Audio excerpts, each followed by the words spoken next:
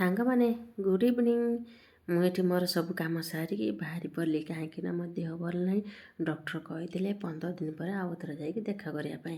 ସେଥିପାଇଁ ମୋର ଯେହେତୁ 15 ଦିନ ପାରି ହେଇଥିଲା, ସକାଳୁ ସକାଳୁ କାମ ସାରିକି ଶୀତରେ ମୁଁ ବାହାରି ପଡ଼ିଲି। ଡକ୍ଟରଙ୍କୁ ଦେଖା କରିଦେଲି। ସେଠି ଯେହେତୁ ମୋର ଟିକେ ଚିହ୍ନା ଜଣା ଥିଲା, ସେଥିପାଇଁ ଟିକେ ଫଟାଫଟ ମୋର ସେଠି କାମ ସରିଗଲା। ଆଉ ସେଠି ଡକ୍ଟରଙ୍କୁ ଦେଖିକି ଆସିଲା ପରେ ମୁଁ କହିଲି ଆରେ ଚାଲୁନି ଟିକେ ଗୋଦାମ ଯିବା। ଆଉ ଗୋଦାମ ମୁଁ ବହୁତ ଦିନ ହେଲାଣି ଯାଇନି। ଆଉ ହଜବେଣ୍ଡ କହିଲା ଆରେ ଏବେ ତ କିଛି ପର୍ବ ନାହିଁ। ମୁଁ କହିଲି ନଥାଉ, ଆସିଛି ତ ଟିକେ ଚାଲିଯିବି ଆଉ। ତ ଯାଇକି ସେଠି ଫଟାଫଟ ପହଞ୍ଚି ପଡ଼ିକି 1:30 ବାଛି ପକେଇଲି। ଆଉ ନେଇକି ପଳେଇ ଆସିଲା ପରେ ଫଳ ମାର୍କେଟ ପୁଣି ଆଖିରେ ପଡ଼ିଗଲା। ଶୀତ ଦିନେ ଯଦି ଟିକେ ଫଳ ନ ଖାଇବୁ ଲାଭ କ'ଣ? ଫଳ ଭିତରେ ମୋର କଦଳୀ ଆଉ ଲିଚୁ ମୋର ବହୁତ ହିଁ ପସନ୍ଦ। ତେଣୁ ସେଥିପାଇଁ ଫାଷ୍ଟ କଦଳୀ ଉପରେ ମୋ ଆଖି ପଡ଼ିଗଲା। କଦଳୀ ଦେଖିଲେ କ'ଣ ହେବ, ଆଣିବା ପାଇଁ ଇଚ୍ଛା ହେଲାନି, କାହିଁକିନା ଅଲରେଡ଼ି ମୋତେ ଏମିତି ବହୁତ ଥଣ୍ଡା। ଆଉ ସେଥିପାଇଁ କଦଳୀ ଆଣିଲିନି। ଆଉ ତାପରେ ସେଉ ଦେଖୁଥିଲି। ମୁଁ କହିଲି ସେଉ ତ ସେମିତି ମୋର ସେମିତି ଫେଭରେଟ୍ ନୁହେଁ। ହଜବେଣ୍ଡ ମନା କଲେ ନା ନାଇଁ ମୁଁ ବି ଖାଇବିନି। ବୋଲି ସେମିତି ତ କେହି ଖାଇବା ପାଇଁ ଆମର କେହି ନାହାନ୍ତି, ଆଉ ଖାଲିଟାରେ କ'ଣ ପାଇଁ ନେବି। କିନ୍ତୁ ଭଲ ଭଲ ଫଳ ସବୁ ବହୁତ ମାନେ ଭଲ ଫଳ ବିକ୍ରି ହେଉଥିଲା, ନେଇ ଆସିବା ପାଇଁ ସବୁ ଇଚ୍ଛା ହେଉଥିଲା।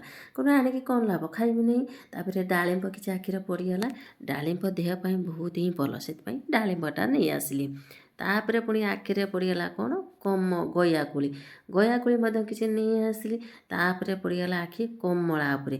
ଶୀତ ଦିନେ ଆଜ୍ଞା ଯଦି କମଳା ଖାଇବେନି ତାହେଲେ ଲାଭ କ'ଣ? ଶୀତ ଦିନ ଫଳ ଭିତରେ କମଳାଟା ହିଁ ମୋ ଜାଣିବା ଭିତରେ ବହୁତ ହିଁ ଟେଷ୍ଟି।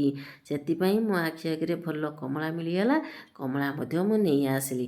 ତାପରେ ପୁଣି ଆଉ ଯାଇକି ଅଲଗା ଭେରାଇଟିର ପୁଣି ଗୟାକୁଳି ମିଳିଗଲା, ତାକୁ ନେଇ ଆସିଲି। ସେଠୁ ଆସିଲା ପୁଣି ବିସ୍କେଟ୍ ବିକ୍ରି ହେଉଥିଲା ଚାରେ ବୁଡ଼େଇ ଖାଇବା ପାଇଁ। ଶୀତ ଦିନ ଟିକେ ବେଳେବେଳେ ଚା ହେଇଯାଉଛି ନା।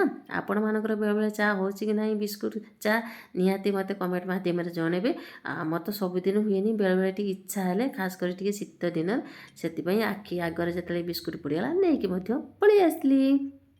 ତାପରେ ମୋର ପାର୍ଲର ଜିନିଷ ବି କିଛି ଆସିବାର ଥିଲା, ସେଠି ମୁଁ ମାର୍କେଟିଂ କରିକି ଆସିକି ପହଞ୍ଚିଲି। ତାପରେ ହଜବେଣ୍ଡ କହିଲି ଆରେ ଚାଲ ଆଜି ବାର ଅଛି, ଟିକେ ବିରିୟାନୀ ଖାଇଦେବା। ଆଉ ଚକାଚକ କରିକି ବିରିୟାନୀ, କାହିଁକିନା ଆମ ନନା ହୋଟେଲର ବିରିୟାନୀଟା ପୁରା ସ୍ପେଶାଲ୍।